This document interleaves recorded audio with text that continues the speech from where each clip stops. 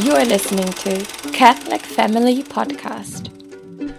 Greetings, fellow travelers through the liturgical year. This is Lisa Davis with another Feast Day Quick Take on the feast of the 40 Holy Martyrs of Sebaste. The boys in our family, being boys, especially love this feast day, showcasing the faith and courage of the soldiers of an intrepid army legion named for thunder and lightning. But this is the kind of heroic tale that's an inspiration to anyone. Here's the drama in a nutshell. The year is 313 AD. The location is Sebaste, present-day Sivas, Turkey. The formerly massive Roman territories have started to break off into subsidiary kingdoms of Rome. The west ruled by Constantine, marching under the Christian banner. The east is now ruled by Licinius, who considers at the start of their rocky relationship that it is politically expedient to concede to Constantine's revolutionary amnesty for Christians. In the year 320, however, the relationship between the two rulers begins to fall apart.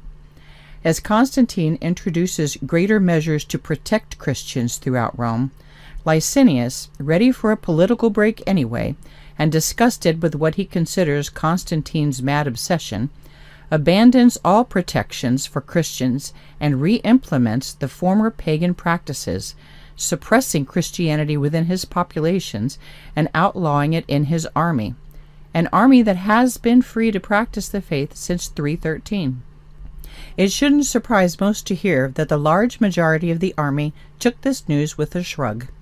Most were already pagan or practiced no religion at all, but there was one very special legion for whom Christianity was more important than the Roman army. The 40 Christians of the famed 12th Legion. Rather than deny Christ or compromise their Christianity by making even a token offering to false gods, which was the proof of loyalty to Licinius required by army regulations, 40 soldiers in the legion choose imprisonment. It's important to understand that the chief mark of the Roman army in the 4th century is discipline. Loyalty to the state, as well as personal loyalty to the emperor, is demanded and expected. Any deviation from this is met with extreme forms of punishment, including death without trial or death simply at the word of a military commander. The 12th Legion is so prized, however, and its cohesiveness so important, that the Christians are given every chance to come around to what their commanders call common sense. How hard could it be to simply cooperate with the national narrative? 99% of the army has complied. Nevertheless, not one of the 40 will take a bribe or give in while being tortured. They are proving their mettle as the best and bravest. And the Roman powers that be are aware of this. Loath to lose some of their best men, their jailers believe they have come up with just the strategy to cause some, if not most of the men to give in. Their final sentence is to lie unclothed side by side on the frozen surface of a lake in Sebaste until they either expire or agree to relinquish their Christianity and sacrifice to the Roman gods. We know what they chose, of course, because they live on for us in the lives of the saints, and we get to read about them every March 10th. Isn't it amazing how we can be awed by this heroism still 1800 years later? And if anyone's ever heard of Licinius, it's with a vague recollection of distaste at best. But I digress. After prolonged imprisonment, torture, and attempted bribery, all 40 soldiers have thus far held fast. Men of the highest integrity and resolve, loyal friends, steadfast in their faith and trust in God, not one of the 40 is weakened. And so the scene of their slow execution is prepared. In the last cold weeks of late winter, a frozen lake is not hard to find. A statue of the false god stands nearby, and a warm bath is kindled tantalizingly close to the frozen lake, the immediate reward for any soldier who decides to bend to the will of the emperor. Guards are chosen to surround the Christian legion in case any attempt to escape. Hours pass.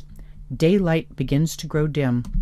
The soldiers' commitment to Christianity and to one another impress the guards watching, sparking both incredulity and grudging respect. In the bitter cold, the soldiers, barely able to speak words of encouragement to one another through chattering teeth, pray and even sing together. The guards know these men, know of their valor and their commitment to their military profession. How bewildering it is that they choose to waste their lives over loyalty to an upstart religion. Surely they'll see reason and save themselves. But as night closes in, only one young man weakens out of the 40. Though his friends call after him to hold fast, he rises weakly and stumbles to shore, intending to save his life by plunging into one of the waiting tubs. But the sudden change of temperature, or is it God's justice, result rather in his immediate death.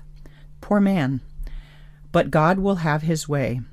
40 had pledged themselves to him, and 40 there will be to march through the heavenly gates. At the moment of the deserting soldier's death, a bolt of lightning shoots down from the heavens. Now on the shore stands Aglaus, one of the guards. It is not known whether he was a less than heroic Christian or a pagan, but the scene he's witnessed this day has touched his heart and soul. Filled with heroic grace, he sees this as his sign, throws off his clothes, and joins the 39 men on the ice, making the company complete once again, the 40th martyr of the 12th Legion. By the time dawn breaks, most of the men have expired. A few show small signs of lingering life, but all of the frozen martyrs are gathered up nevertheless and burned in a giant pyre on the edge of the lake. By royal decree, all remnants are thrown into the running waters of the nearby river to discourage their being honored, but the faithful still manage to rescue relics which are shared among many churches, especially in the East. Word of the almost unimaginable courage and tenacity of the pious soldiers spreads through the Christian community, inspiring the faithful and converting countless pagans. It's no surprise that the cultus of the heroic 40 flourishes immediately. We have a written record of their history from a eulogy by Bishop Basil of Caesarea, which celebrated their feast day only 60 years following their deaths. We remember the amazing story of these 40 men today, almost 2,000 years later, because they did not give in to the pressure of their peers and even their government. Knowing the truth of Christianity and on fire with love of God, no inducement could force them to relinquish the treasure of their faith. Finding strength in prayer and in one another's support, they persisted to the bitter end of a slow and agonizing martyrdom and won the everlasting crown. They have so much to teach us, this special band of Christian brothers. The eternal value of persisting in the truth against all odds, that this life is short and that eternity is forever.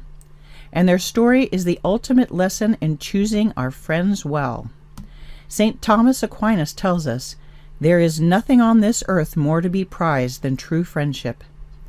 Throughout Catholic literature and in the words of many saints, we find a constant thread praising the Catholic virtues of hospitality, patience, and true charity toward one another, but especially in choosing our close friends from the church pews and supporting one another toward our heavenly goal in an oasis outside the worldly world.